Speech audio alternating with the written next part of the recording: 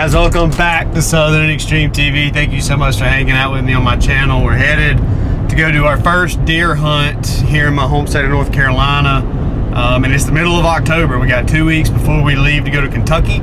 We'll be there for 10 days. We just got back from an out-of-state trip on some public ground where we were mainly deer hunting, but we also had bear tags. And I was fortunate enough to harvest a black bear. It was my first black bear ever, so if you haven't seen that video, pause this one and go watch that video. But this is the first time that I've hunted in North Carolina, which is rare for me.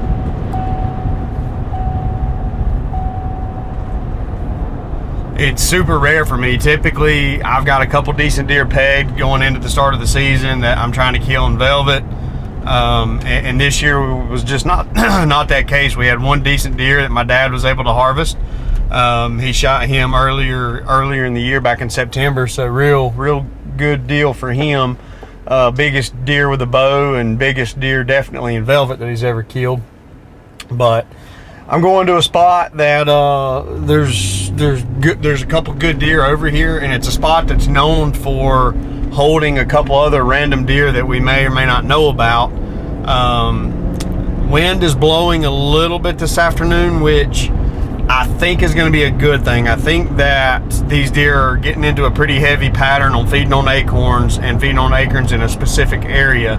And if these deer, the bedding area that's close to the acorns that they like to feed on my property is off down into a hole. And I believe that based on the direction that the wind is blowing, the wind's in my favor, but I believe that they're going to be wanting to bed down in the lower area, and the first thing they're going to want to do is kind of come up my direction before they go in to feed on acorns, as long as they get up off their feet in daylight hours. We are fighting a little bit of a moon tonight, so the afternoons have been a little slow on the deer movement. It looks like the morning times have really been the better time to be in the woods, but we're going to go in with a great wind, cover of wind too, because I think these deer have the potential to be bedded really close by.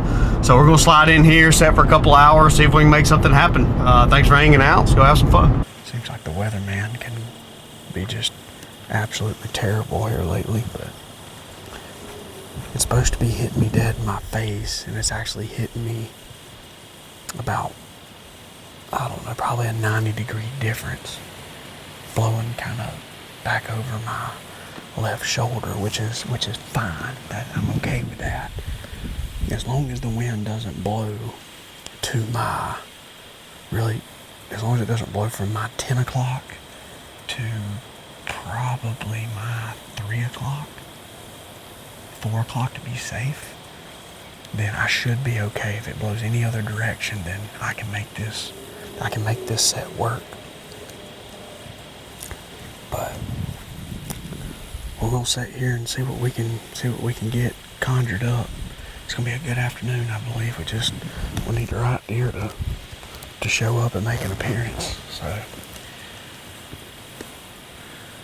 hopefully when that wind calms down here in about an hour and a half, we'll start seeing some deer activity. So check back in with y'all when we see something.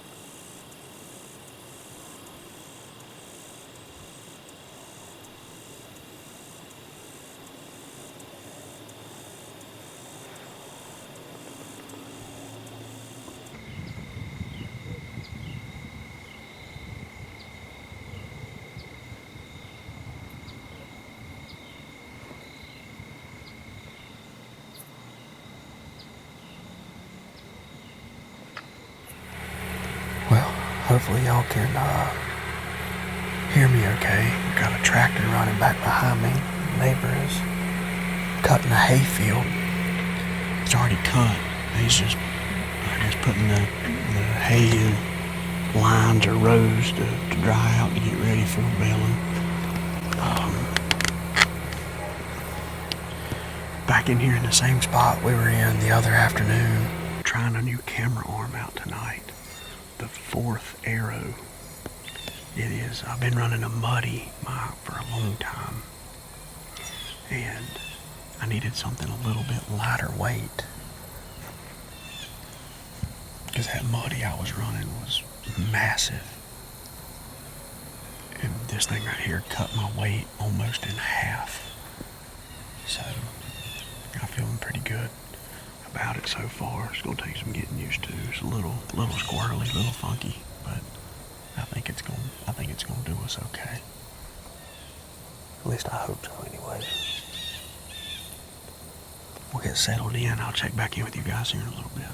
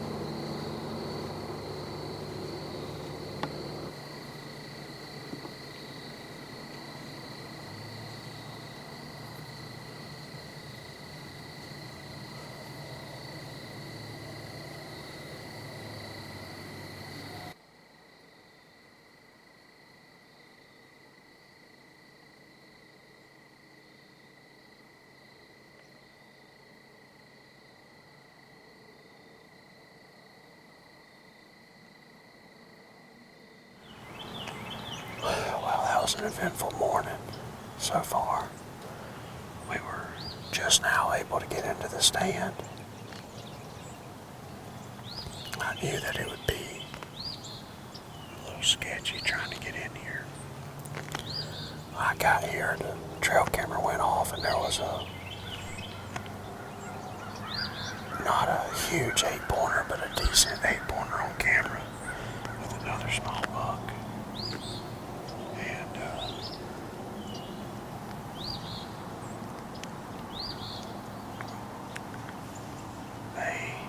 They milled around for a little while.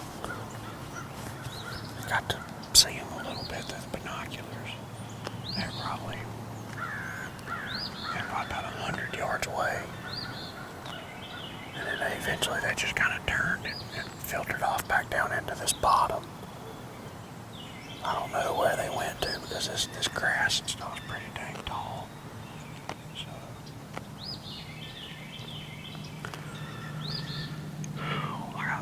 Just now sat down trying to catch my breath from, moving so slow and methodical, but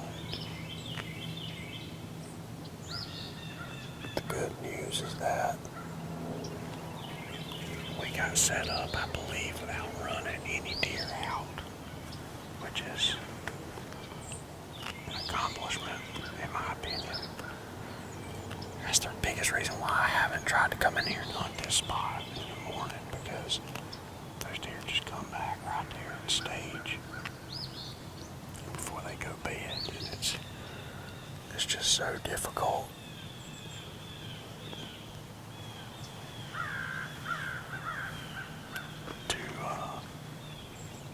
to get in and get out. Well, not really get out, but definitely get in.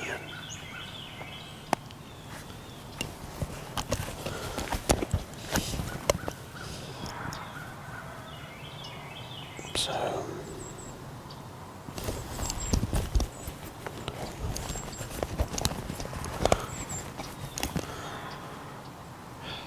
we're gonna take advantage, hopefully, of it being calm and quiet.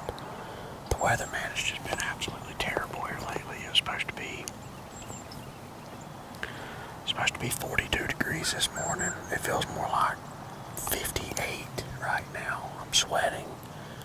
I've got this one little hoodie on. And the wind was supposed to be a consistent 9 miles an hour with gusts up to 15. And it is just dead quiet. Which I'm not complaining. The last couple times that the weatherman has messed it up, he's messed it up in our favor. So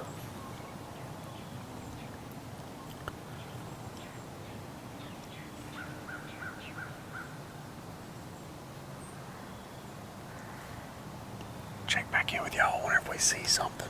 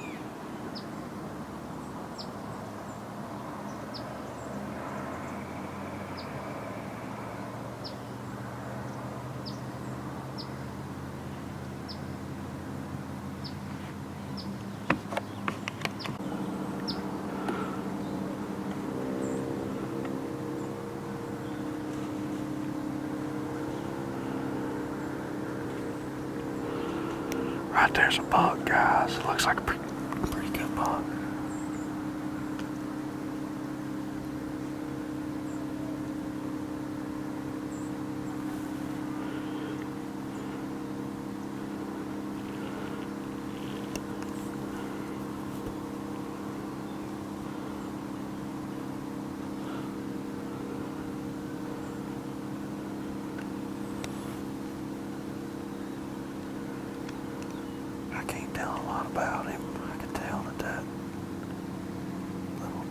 was nervous.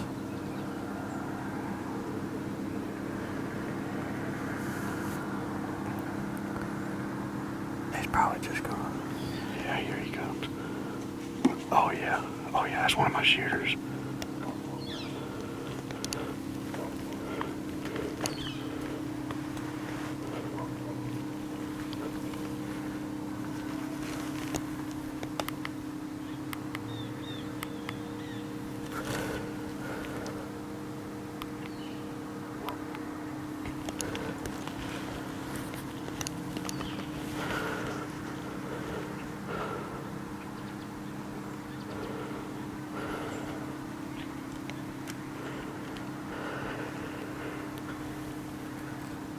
He's at 50 yards right there.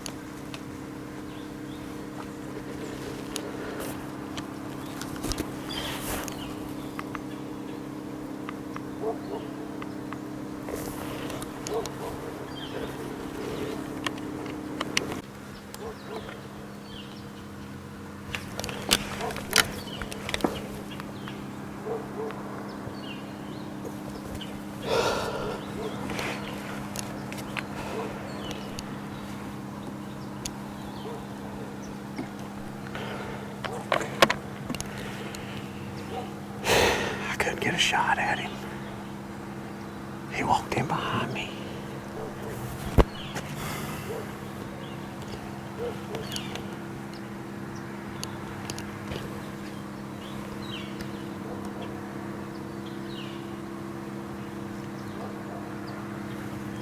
I mean, he was 20 yards.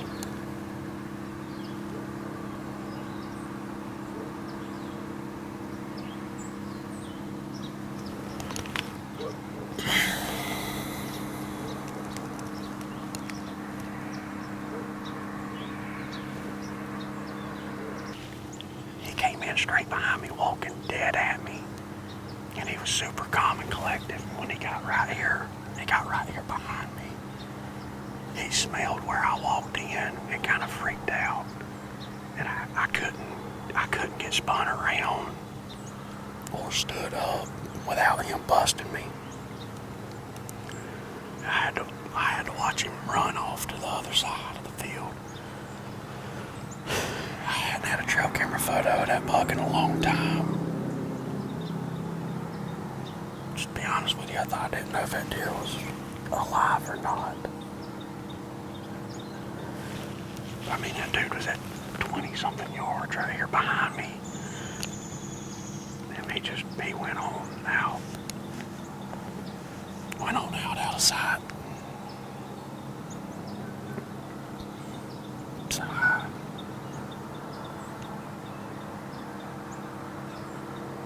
that's just one of those things where there's nothing you can do.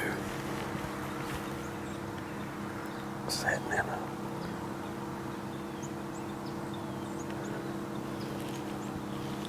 in a stand like this, that deer coming in directly behind me like that, there's literally my hands are tied.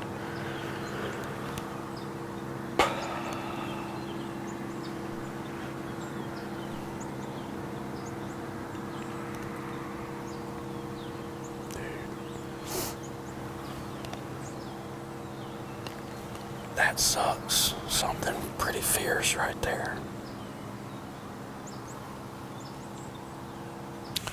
You know, trying to play that over and over again in my head about what I could have done different when I mean, I knew it was a buck. I knew it was a decent buck the entire time he was there.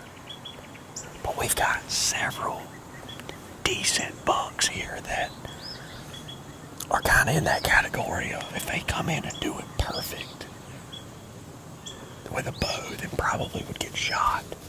And there's 2 bucks that, you know, are the best deer that I've got. I mean, at the end of the day, and he was one of them. And I hadn't had a trail camera photo of that deer in almost a month and a half. So I wasn't expecting it to be him. You know, the only thing that I feel like I could have done differently is as soon as I seen the buck while he was still on the other side of the fence, stand up and turn. But I've never had a deer come on this bottom right hand side of my stand. Now, I just, there's so much brush right here, or like limbs and stuff, which I left them there for a reason, because typically I've got a camera arm that sits right here. And I mean, this deer was standing right there, and he walked right through here, right at that shadow line. I'm actually on this side of that shadow line right through here. And you can see my camera arms here. So there's no way that I could turn and get a shot. I mean, it was just impossible. And when he crossed the fence, I figured he was gonna meander. He crossed right there in that opening. And I figured he was gonna meander around and probably work down this edge, because there's a bunch of trails and acorn trees hanging out into this field. And there's a big trail that runs right here. I figured that's what he was gonna do, which would be, I mean, just an absolute slam dunk of a shot. I mean, anywhere from 40 to 50 yards, I could have smoked him. But when he crossed the fence, he just come right, he was walking steady at me. And there's no way that I could turn, number one, without him seeing me, and then number two, without having to hold that bow steady for an extended period of time. I mean, at the time, with the information that I got, I felt like I played it well. And plus, I mean, the way he was walking, he was gonna come out in this shooting lane to my right at 30 to 40 yards. It was gonna be perfect. But he crossed the trail that I walked in, and he was like, he knew something wasn't right, and he just trotted off out of sight. Like I said, hindsight, if I could do it over, I would probably stand up. I would stand up so that way when he does turn and cross behind this tree, I could lean out over to the side and get a shot on him. But I would have had to have been, or shot him right here on this side of the tree, I would have had to have been stood up and 100% turned around, ready. And that's just on me. I mean, I feel like 99 times out of 100, if that deer does the same thing, it crosses the fence and it kind of meanders around right there and slowly works his way down off through where he wants to go. I've never had a deer do what that deer did.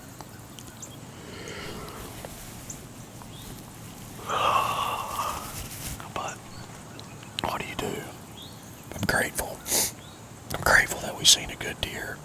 This season has been just miserable. This is the first episode. I guess technically the second. We tried to go film an out-of-state deer hunt. We wound up killing a black bear, but this is the first episode I've been able to put together with you guys here in North Carolina. But that's it for today's video. I'm gonna pack all my stuff up and get down. And I'm just gonna get out of here and see what happens. That sun's getting up. It's starting to get warm. I don't think they're moving right now, so we're gonna take advantage of it. And if you guys are new to the channel, make sure you hit that subscribe button. We're trying to grow this thing to 100,000 subs. Stay tuned. Hopefully we'll have another crack at that deer. There's one in here, it's a little bit bigger, but they're ghost, man. Every deer I got's a ghost. But we're gonna see if we can make it happen. We're gonna stay after them and see if we can get lucky. So thanks for hanging out. I'll see y'all on the next one.